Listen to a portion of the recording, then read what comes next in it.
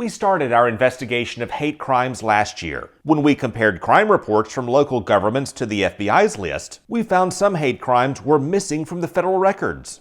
Then we searched the term hate crime in our own news archives and found several other crimes that officials described as acts of hate that were never recorded as hate crimes. For example, investigators say this man burned a convenience store in St. Lucie County to, quote, run out the Arabs. And in Tampa, this man admitted to threatening to burn down a home because a Muslim family planned to buy it. And those do not show up in federal records as hate crimes. The underreporting is a problem. Fox 13's reporting last year uncovered that none of the hate crimes cases that were reported in the media and by elected leaders were actually reported to the federal government as hate crimes.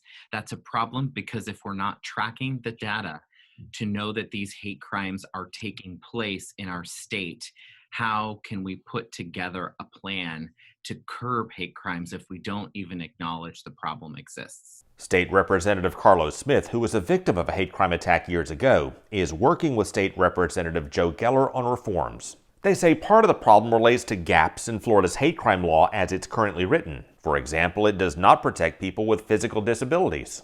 So if you beat someone because they're in a wheelchair or blind or something like that, that's not included.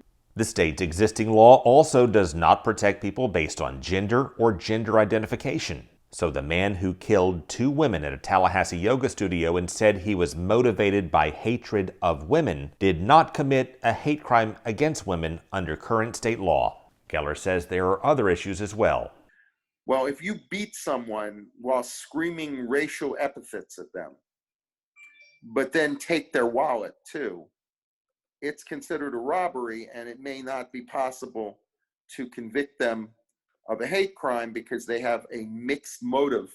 Geller is lead sponsor of a bill that would enhance Florida's hate crime law to address all of those issues. It would specifically add protections based on physical disability, gender, and gender identification. Similar legislation has failed in prior sessions because House and Senate leadership did not consider it a priority. They're hoping new management in the legislature will give Geller's bill a hearing and a vote.